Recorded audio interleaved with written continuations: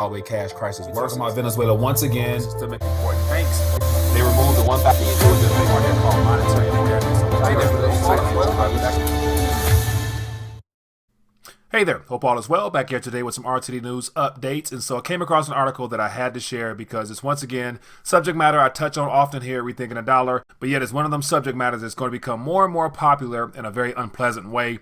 So here's an article here, the IllinoisPolicy.org, and it has some unbelievable numbers here, as you guys can tell, about skyrocketing costs of pensions of over 500% within the last decade or so. So I'm going to thumb through this article briefly, share my 2 cents on top of it, but more importantly, if you're interested, scroll down below, click the link, read more for yourself, but just want to scan through the surface and get your thoughts on how this whole pension situation will unfold, which unfortunately is not going to be pretty for most. But before I dive into this article, as always, the next recession. Recession will be a recession. We're going to hit a recession. The date of the next recession. A U.S.-only recession typically lasts 8 to 10 months. A crash is coming now, whether it's 6 months from now, 12 months, 36 months, no one knows.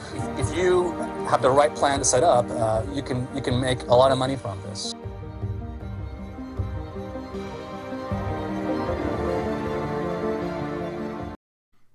So as I mentioned, I just have one article I want to thumb through briefly and share my thoughts on it. But before I actually dive into this article, the subject matter of retirement, I believe, is one of the most important subject matters that your average worker / investor can really be concerned with, because it's all interconnected with the concept of retirement. And as we're witnessing the financial system come to an end and our monetary system be rebooted or reshifted into something completely different, everyone that's trapped in the old system as far as relying upon financial products, they're going to experience some type of loss in some kind, one way or another.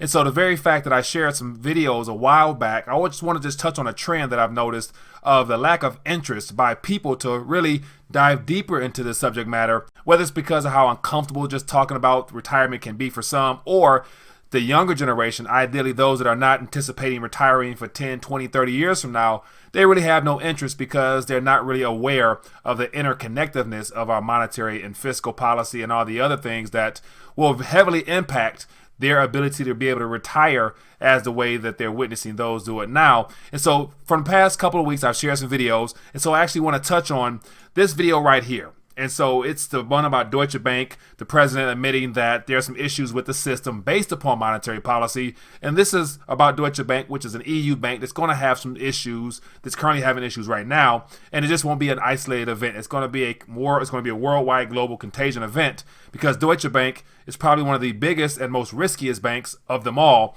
But yet this video here got 13,100 views within a week and a half or so. And so it's something that I just shared just because I thought it was very interesting. But it looks like people were willing to share this video because it impacts them directly now, more so, give or take the younger population that probably shared this.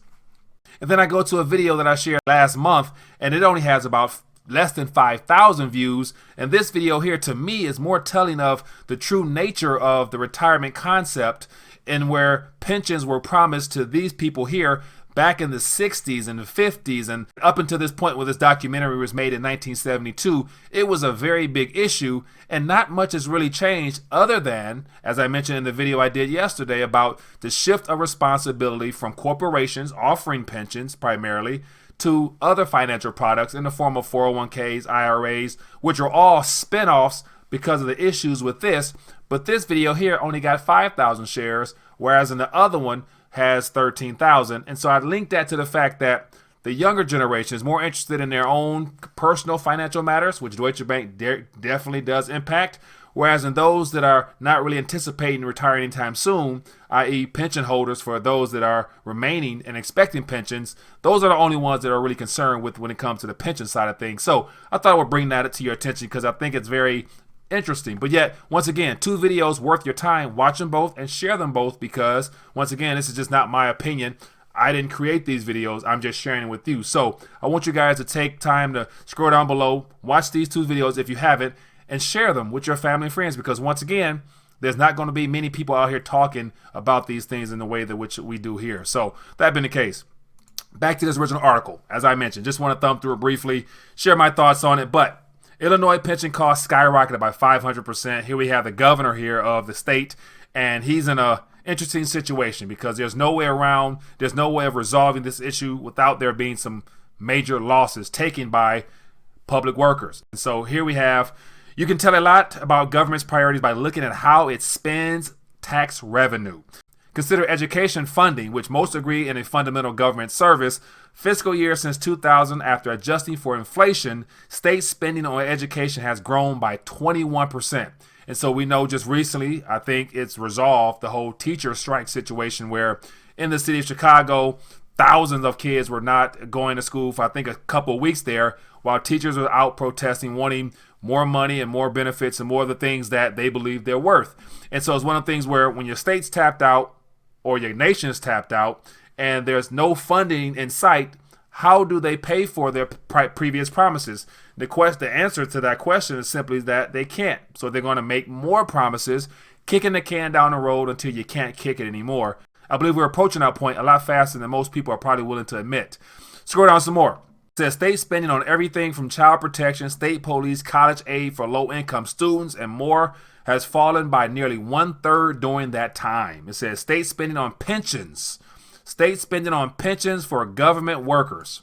So here we have the idea that the very nature of working for the government, the promises given from that is what we're witnessing are going to be major issues, which their government workers are going to get paid because eventually the solution to this will be the federal government will come in and help out this situation pretty soon. If not, depending on this presidential race, who's in office, they'll definitely have solutions that will be very favorable to those, but yet more of a tax burden on the younger generation.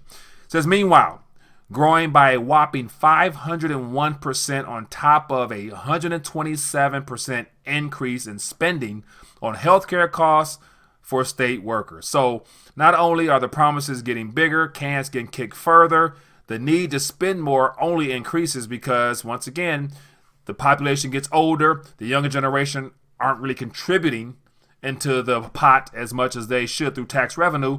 Therefore, they have to take out more bonds, more debt, and I'm sure their credit rating has to be extremely low and questionable. But here's a little graph here. It says rising Illinois pension costs crowd out core government services. So this is a very good indication of how bad things are.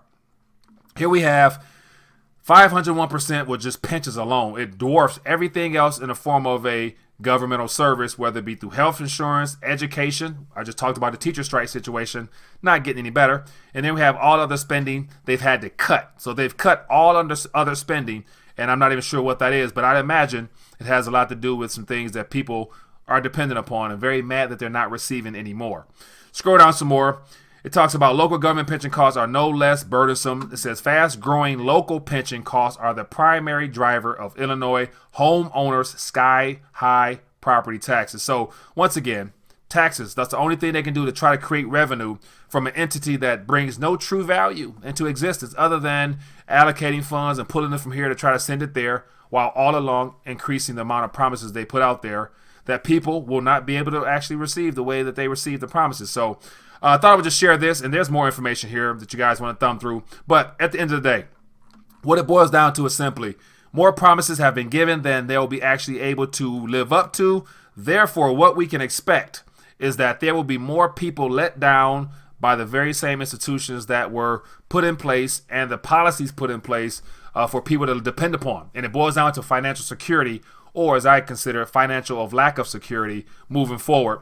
And this is all as we're approaching the end of a decade, entering into a new decade, which will bring a lot of problems and uncertainty for those that are dependent upon external forces and not digging from within and finding out what and how they can make change for themselves in a positive way to better their future. So thought I would just bring this to your attention. 500%. And it's nowhere near done. And so it's going to continue to go up until there's some type of federal bailout for just this state and the cities in there that's having those pension issues. And of course, we know there's Kentucky, there's New Jersey, there's California, list goes on and on. Pensions will be the primary driver force behind a very disgruntled and unhappy generation of baby boomers in the days ahead. And so it's one of the things that as a younger person, hopefully you can learn and listen and just take this information here and utilize it for your good, because things are changing and hopefully you're making changes along for yourself and not dependent upon things to be done for you. But that being the case, I would love to hear your thoughts. Where is this heading? What are your thoughts? Are you expecting a pension? How's that situation for you? Are you checking into whether or not you're going to get your benefits or not? I'm curious to find out. Leave a comment down below. Look forward to bringing you more news.